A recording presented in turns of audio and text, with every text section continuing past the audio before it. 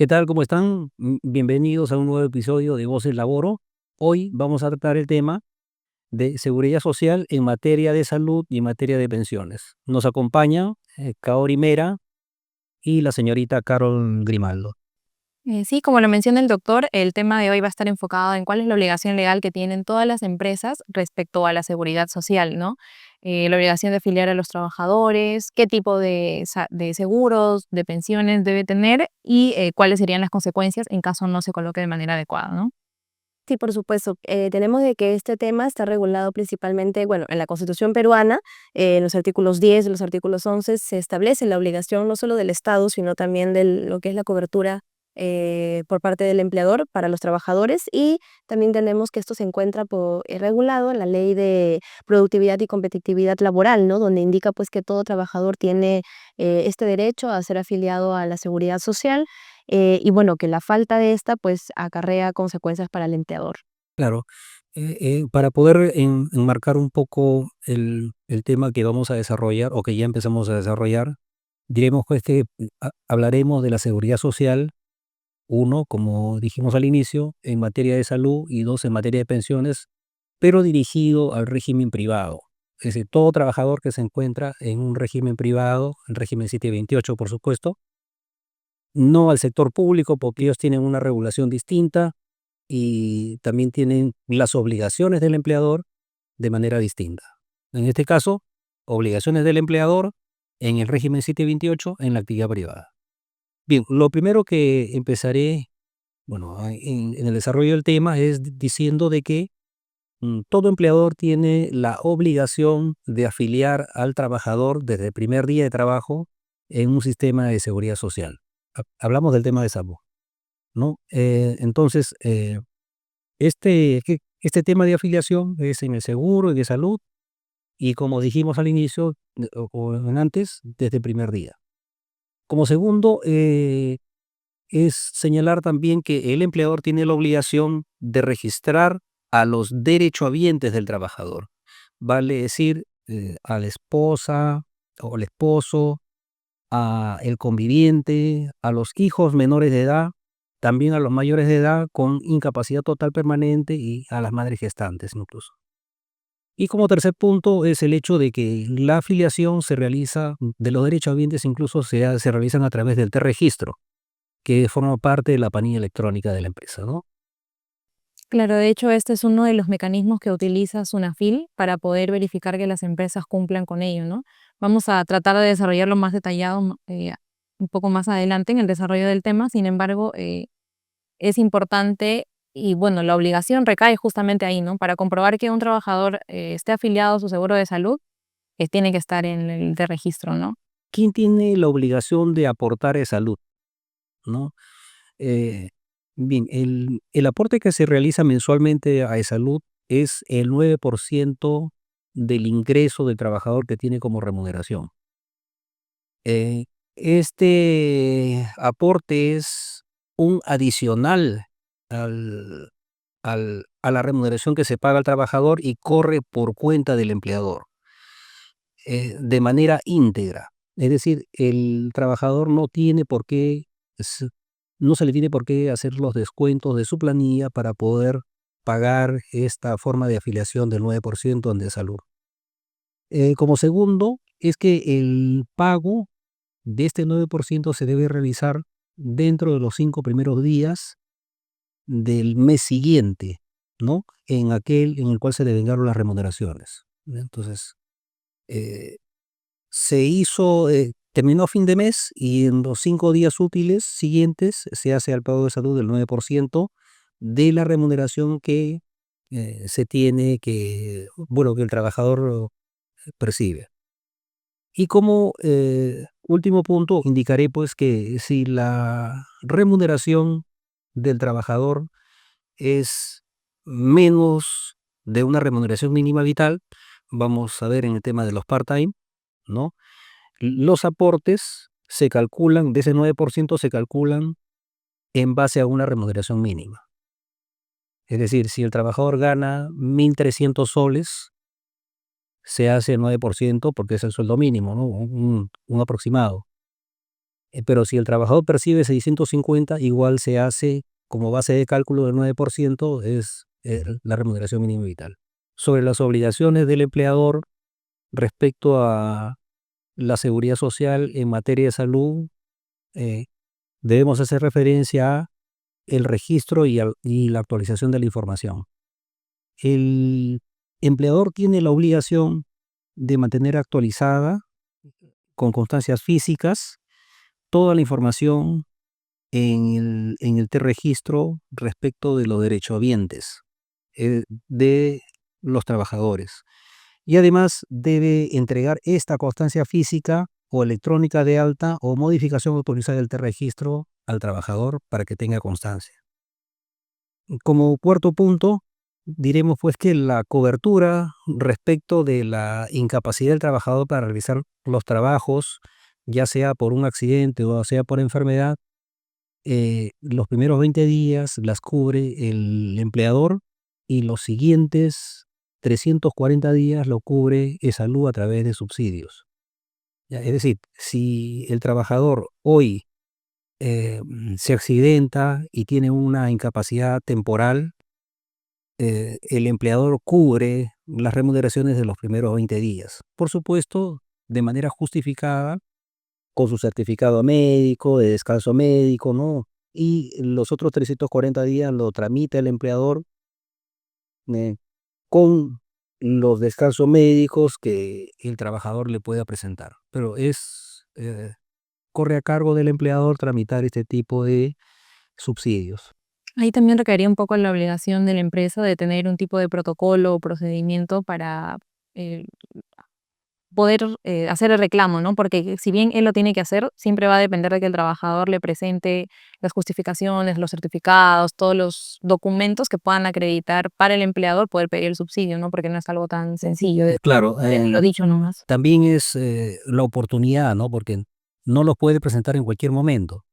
Los descansos médicos o la documentación que le exige Salud para poder otorgar los subsidios, si bien corre por cuenta de la empresa presentarlos, es en acuerdo, en todo caso, en relación con el trabajador, la obtención de esta documentación para poder lograr de que el trabajador perciba pues lo que tenga que percibir durante los meses que dure la incapacidad. Es hasta un máximo de 360 días, entonces 20 el empleador y 340 de Salud. Ahora, Eh, también hablemos sobre el seguro complementario de trabajo de riesgo. Ya ¿cuándo se contrata un seguro complementario de trabajo de riesgo? Bueno, esto corre por cuenta siempre del empleador y se contrata en los casos que la empresa realiza actividades de riesgo. Entonces, por ley, el empleador tiene la obligación de contratar estos seguros para los trabajadores. Em, y este seguro cubre todas las prestaciones de salud, incluso hasta pensiones por accidente de trabajo y enfermedades profesionales, ¿no? Ahora, y como sexto punto, y es opcional en sí, son las entidades prestadoras de salud. A ver, en estos casos, las entidades prestadoras de salud son una alternativa para poder brindar una cobertura de salud adicional a los trabajadores, ¿no? En este caso, el 9% del, de lo que aporte el empleador lo destina en dos cantidades, ¿no? El 6.5% para la empresa prestadora de salud que se contrata y el 2.5% para de salud.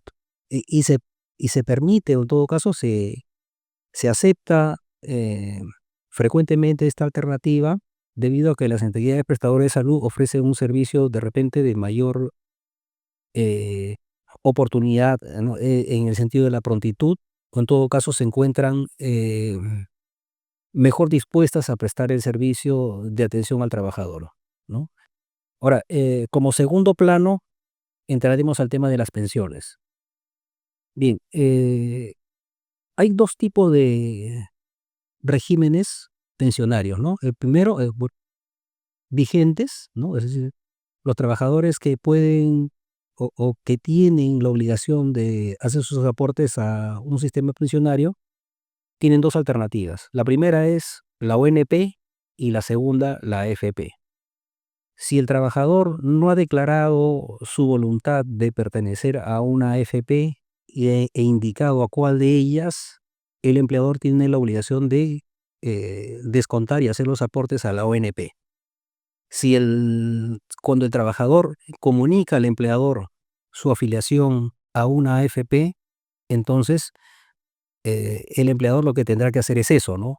Descontar el 10% más otro porcentaje por el tema de los gastos que tiene el AFP para la administración de los fondos y depositar a la cuenta del AFP.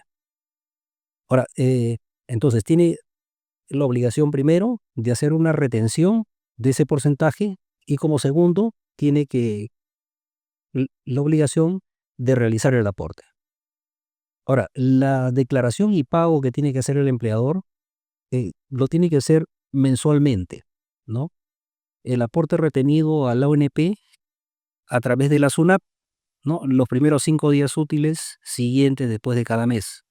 O sea, no solamente tiene que hacer el tema de las aportaciones directamente a la SUNAT para que esto lo destine a la AFP, a la ONP, sino que además lo tiene que hacer dentro de un plazo. Y el plazo es dentro de los siguientes 5 días útiles de cada mes terminado. Ahora, también tiene que hacer un registro en la planilla electrónica, en el caso de las ONP, hacer una afiliación de la ONP en el T-registro, ¿no? Y en la planilla electrónica. Como segundo punto en esta área de pensiones, lo que debemos indicar es que en el caso de los trabajadores afiliados a la AFP, el empleador tiene la responsabilidad de informar y de establecer una forma libre de elección. ¿Ya? Al inicio siempre de la relación laboral, como indiqué hace un momento, el empleador debe entregar al trabajador un boletín informativo. Eso es lo que establece la norma. Y en ese boletín informativo debe contener una información de ambos sistemas previsionales, el de la ONP y en el sistema privado de pensiones, ¿no? Para todas las AFP. Entonces, a partir de ese momento, el trabajador puede ejercer su libre derecho a la elección de un régimen pensionario. Y como segundo, es que el trabajador también tiene un plazo para poder decidir a qué régimen afiliarse. ¿Ya? Si no lo hace, entonces el empleador lo deberá afiliar a la ONP. Ahora, el empleador tiene la obligación de hacer la retención de los aportes, ¿no? Una vez que el trabajador haya elegido libremente a qué régimen afiliarse, el empleador tiene la obligación de retener mensualmente de la remuneración asegurable un porcentaje y destinarlo o entregarlo, en el caso de las AFP o en el sistema privado de pensiones, directamente a la AFP, y en el caso de la ONP, destinarlo a la cuenta de SUNAT, que es la recaudadora. Claro, ¿no? Ya hemos hablado de lo que son las obligaciones, ahora tenemos que mencionar cuáles son los riesgos de no cumplir estas obligaciones que tiene el empleador, ¿no? Que acarrean infracciones en materia de seguridad social que están normadas justamente por el tema de la inspección que realiza SUNAFIL. En este caso tenemos que hay infracciones que pueden constituirse como leves, como graves, como muy graves. Un ejemplo, por ejemplo, de una infracción leve sería el no informar a la administradora del fondo de pensiones los casos de suspensión perfecta o del cese o retiro del trabajador, ¿no? Eh, Evidentemente esto acarrea pues una sanción por parte de SUNAFIL. También tenemos una infracción grave, por ejemplo, el no dar de baja o dar de baja de forma extemporánea en el sistema de seguridad social en salud. Aquí ya pierde la condición de asegurado.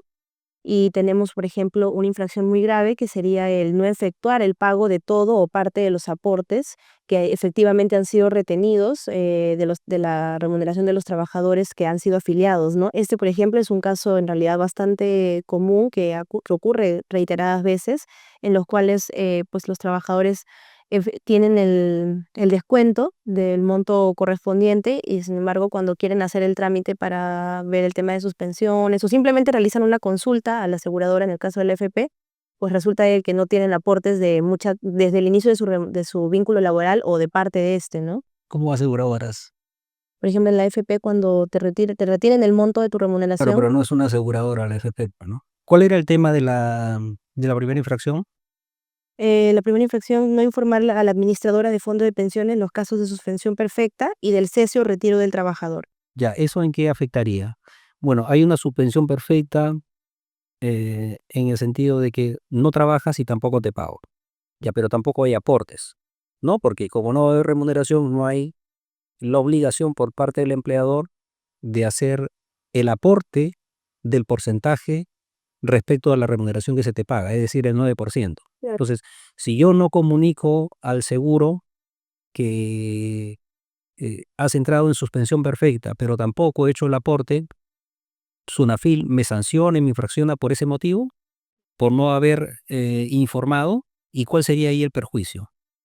Bueno, hay un tema ahí de cobertura latente o de la cobertura que se extiende en base al periodo de aportes anteriores que has tenido, ¿no? Pero eso es en base a la desvinculación, no al sistema de aportaciones, ¿no? Entonces, ¿el segundo punto cuál es? Dice también el cese o retiro del trabajador. Claro, en el caso de cese o retiro de trabajador, efectivamente se extiende la cobertura, ¿no? Y se cuenta por meses o se dan por meses eh, de cobertura adicional, ¿no? Un mes, 2 meses, 5 meses, 10 meses, hasta 12 meses, dependiendo de los años anteriores laborados, ¿no? Si has tenido una antigüedad de 3 años de trabajo, puedes acceder hasta una cobertura adicional extendida después de haber roto el vínculo de 12 meses. ¿Cuál es el tercer punto? En la infracción grave, no dar de baja o dar de baja extemporáneamente en el sistema de seguridad social en salud a quien pierde la condición de asegurado. Eso es una infracción grave. Entiendo que es un tema de cobertura también, ¿no? Eh, bueno, es un tema administrativo, entiendo yo, ¿no? O sea, el no haber realizado el tema de las gestiones para poder eh, adecuar la realidad a lo que se encuentra en registros. Bueno, ya. Sigamos con lo otro. No efectuar el pago de todo o parte de los aportes al sistema privado de pensiones efectivamente retenidos de los trabajadores afiliados en la oportunidad que corresponda. Eso es frecuente. De hecho, la normativa por eso divide los tipos de infracciones, ¿no? Y justamente esta última que mencionas está señalada como muy grave porque sería como que la empresa efectivamente realiza una retención, sin embargo no lo declara. Entonces, ¿qué hace con ese dinero, no? Entonces es una de las infracciones más altas que le va a costar a la empresa, porque si se detecta que a un trabajador no le, digamos, no ha hecho el pago de la AFP, va a venir una inspección para todos los trabajadores y las multas ahí son pues cuantiosas, ¿no? Claro, pero en el caso que no se realicen estas aportaciones, es decir, que el empleador, a pesar de que haya retenido estos porcentajes y no lo haya entregado al FP, ¿qué hace el trabajador? Bueno, el trabajador tiene que hacerlo, tiene que recurrir a su FP e informar, presentar la documentación, su boleta de pago, en todo caso hacer una declaración y decir, señores, yo continúo trabajando en esta empresa, me han hecho los descuentos, ya, pero no en mi registro, en mi récord o en el listado de aportaciones que debería tener a la AFP tal, no los veo reflejados. Entonces la AFP tiene sus abogados y tiene sus mecanismos también para poder ir a la empresa y exigirles el desembolso de las aportaciones, ¿no? Les entrega las aportaciones. Claro, es otra forma.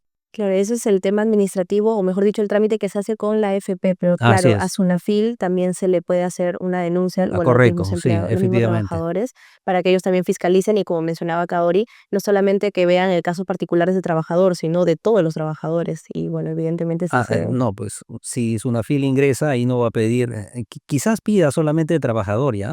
Pero esa es una alerta al inspector como para poder pedir la información de todos los trabajadores y de las aportaciones y los comprobantes de Es más, de acuerdo a los casos que nosotros vemos, muchas veces no se trata de que el empleador retenga el dinero, digamos, el porcentaje y no lo pague, sino que muchas veces ni siquiera pagan remuneraciones. Entonces, como no, por falta de solvencia u otros problemas que pueda tener la empresa, ¿no?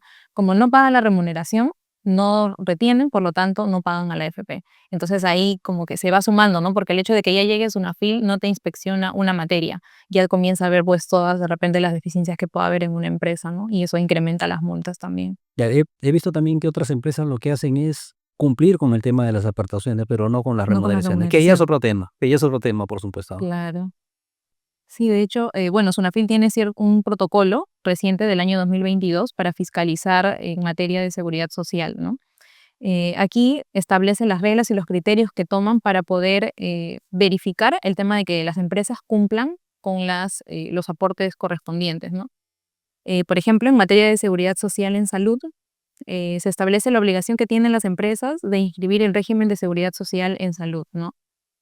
Para esto se indica que se va a revisar el reporte T5 del T-Registro, el TR6, el R5 de la PLAME, el formato 6 del PDT 601 y el formato 25 también del PDT 601.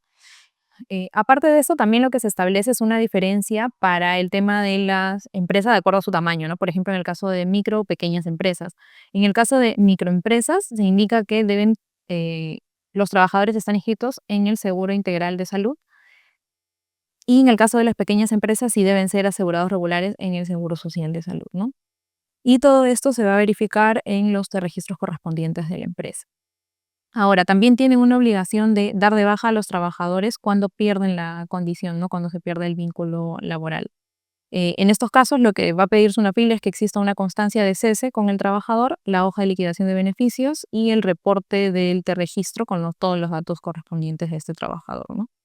Para corroborar que no hay vínculo y que se tiene que haber dado de baja correctamente en el sistema de seguridad social. Claro, y que para que puedan iniciar el trámite del periodo de latencia, creo que le indican, en el cual el trabajador, si bien no tiene un vínculo laboral, todavía tiene derecho a contar con los servicios del seguro por un plazo determinado según cuánto tiempo estuvo trabajando, pues. Ya he visto situaciones en las cuales, y son irregulares, por supuesto, el hecho de que se corta el vínculo, pero el empleador se compromete a seguir haciendo las aportaciones, ¿no? Estamos hablando de salud, ¿no? De salud.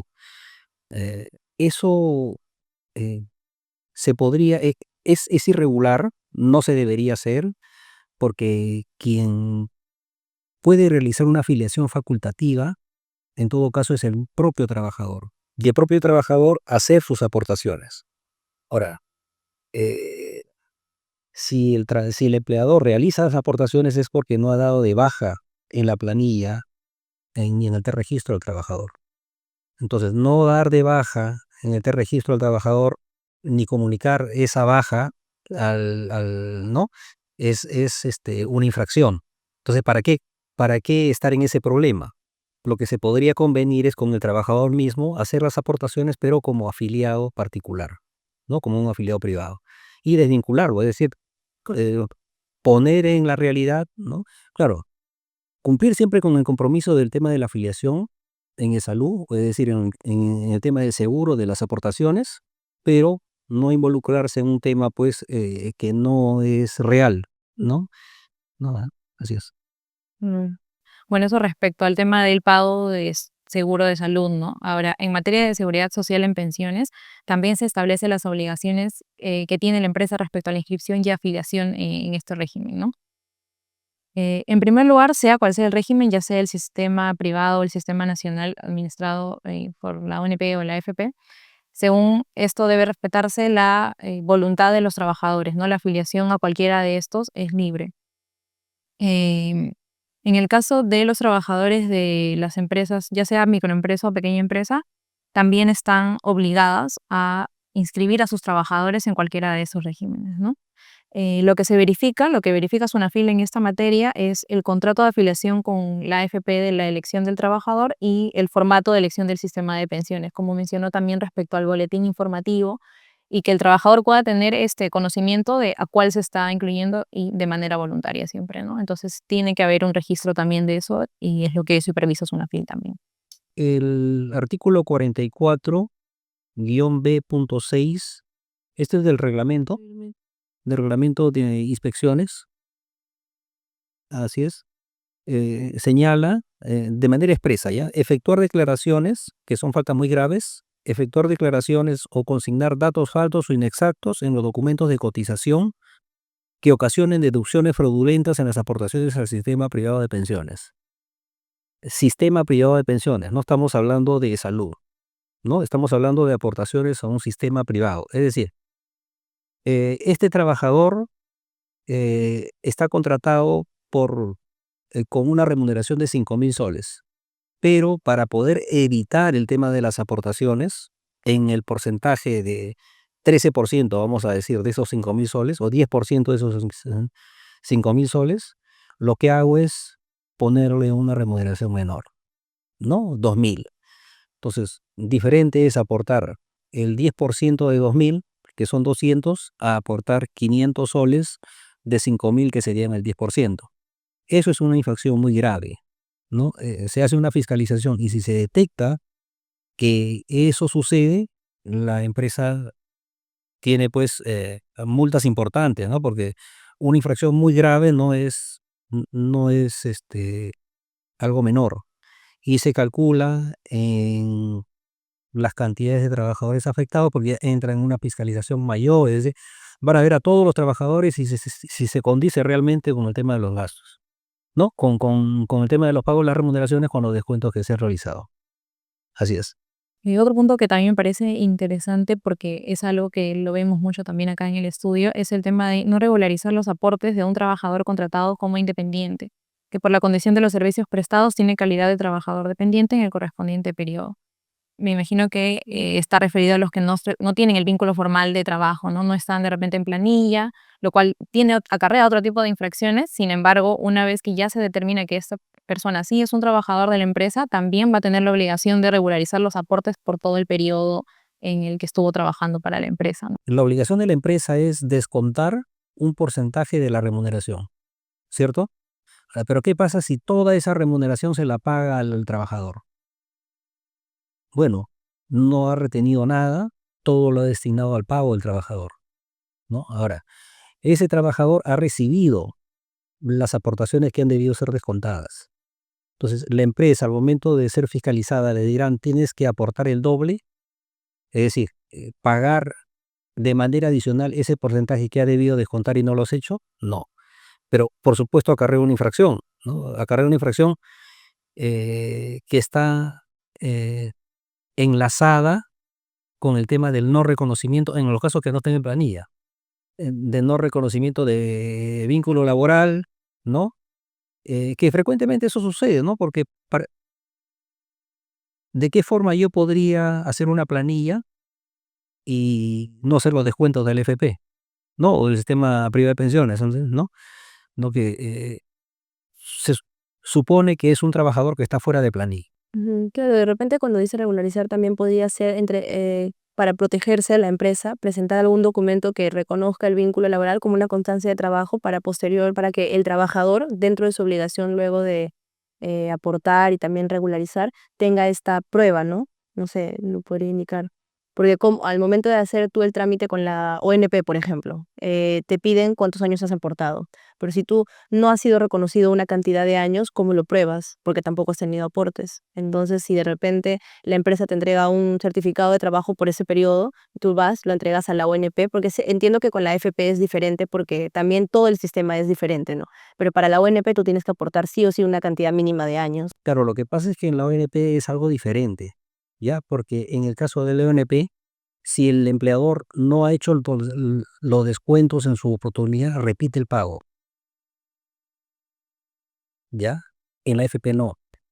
Si yo te pago 1.000 y te tengo que hacer el descuento de 130, pero te doy todos los 1.000 completos, entonces no te debo.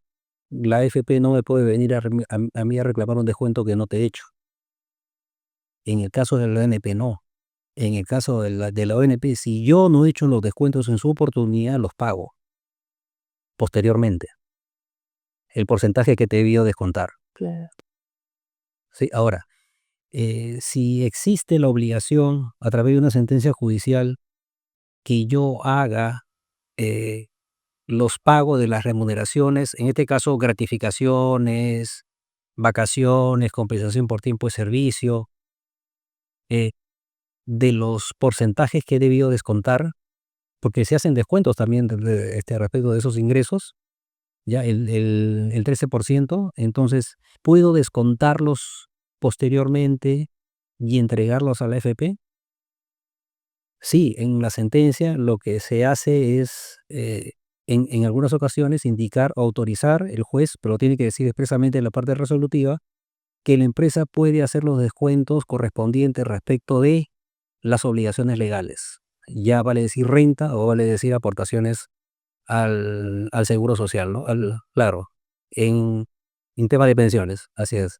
Claro, las retenciones correspondientes. He visto casos en los que, bueno, mal hechos, ¿no?